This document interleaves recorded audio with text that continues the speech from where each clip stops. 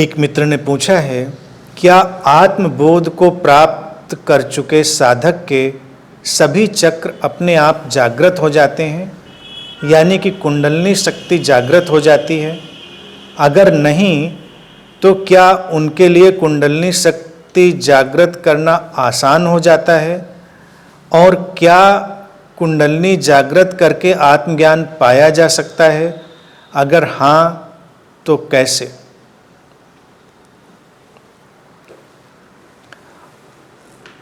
आत्मबोध को प्राप्त साधक यानी कि जो अल्टीमेट अंडरस्टैंडिंग में आ गया है, अल्टीमेट क्लैरिटी में, आत्मबोध को ऐसा ना समझे कुछ बड़ा ही रहस्यात्मक हो गया है। रहस्य है, रहस्य तो प्रतिक्षण है, रहस्य तो जीवन में फैला हुआ है, लेकिन आत्मबोध, आत्मज्ञान, सेल्फ रियलाइजेशन, इनलाइटनमेंट, इसको कंफ्यूज बिल्कुल ना करें।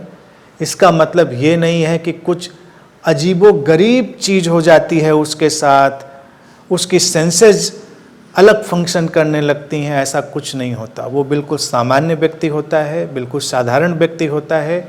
बस उसके अंदर जो घटती है वो है अल्टीमेट क्लैरिटी, अल्टीमेट अंडरस्टैंडिंग, और उसके परिणाम के रूप में उसके अंदर आती है अखंड शांति, अनब्रोकन पीस।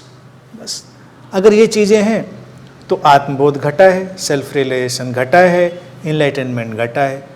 और जिसके अंदर ये अखंड शांति आ गई, अनब्रोकन पीस आ गई, वो क्या परवाह करता है कुंडलिनी की, क्या परवाह करता है चक्रों की? किसी चीज़ की परवाह नहीं करता। Who cares about all these things? नहीं करता। क्यों करेगा? तुम भी नहीं करोगे, कोई नहीं करेगा। अगर तुमको अभी कल्पना करो, एक इमेजिनेशन की उड़ान लो, तुमको दुनिया की कीमती से कीमती चीज़ें मिल जाएं, यानी कि तुमको इतना धन मिल जाए कि तुम सोच नहीं सकते, तो तुम छोटी छोटी बातों की परवाह करोगे कि ये हुआ कि नहीं हुआ, तुमको ये मिला कि नहीं मिला, क्योंकि तुम जानते हो कि उनका कोई इतना बड़ा महत्व तो नहीं है। Who cares? जब भी तुम कहीं बड़ी जगह पर एक्सेस कर लेते हो, तुम छोटी छोटी चीज़ों की परवाह नहीं करते। तुम तभी तक उनकी परवाह करते हो जब तक तुमको उससे कीमती कुछ नहीं मिला। तुम्हारे हाथ में हीरे हों, तुम पत्थरों की परवाह करना बंद कर दोगे। ना हो तो तुम पत्थर ही सहेजने समेटने में लगे रहोगे। कुंडलिनी और चक्रों में इतना लोगों का इंटरेस्ट क्यों है? वो एक व्यवस्था है। भारत में योग और तंत्र ने उसकी बात करी है, मैं भी उसकी बात करता हूँ, लेकिन बस उसको कभी कभी मैं छोड़ देता हूँ, इसलिए क्योंकि उसमें बहुत अटकना नहीं है, उसमें बहुत उलझना नहीं है। तुम्हारा अंतिम लक्ष्य होना चाहिए एक परिपूर्ण समझ का और परिपूर्ण शांति का, अल्टीमेट अंडरस्टैंडिंग का और अल्टीमेट पीस का। वो तुम्हारे जीवन को सार्थक बनाएगा। लोगों की रुचि इसलिए बनती है इन चीज़ों में क्योंकि इससे उनको लगता है कि कुछ हमारे अंदर शक्तियाँ आ जाएंगी ऐसी जो पहले नहीं थीं, और उन शक्तियों से हम जीवन को कुछ अलग ढंग से जिएंगे। इसीलिए कुंडलिनी और चक्रों की बात है, क्योंकि उन्होंने किताबों में पढ़ा है, लोगों से सुना है कि कुंडलिनी जाग गई तो तुम्हारे अंदर तमाम सिद्धियां घट जाएंगी, तमाम शक्तियां घट जाएंगी। उसके लिए इंतजार करते हैं। इनलाइटनमेंट और सेल्फ रियलाइजेशन में भी बहुत सारे लोगों की रुचि नहीं हो सकती अगर उनको पता हो कि बस एक अपरिसीम शांति मिलेगी तुमको, तो कहेंगे बस शांति मिलेगी।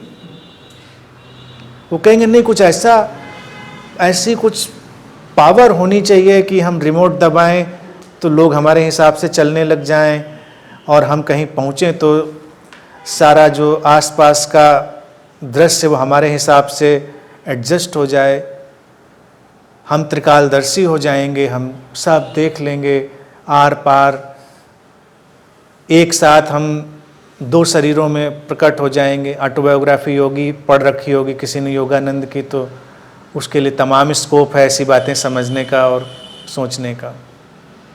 मैं नहीं कह रहा योगानंद ने जो लिखा है उनका अनुभव नहीं होगा, उनका अनुभव हो सकता है, लेकिन ऐसी बातों में तुम्हारा रुचि लेना तुम्हारे लिए खतरनाक हो सकता है।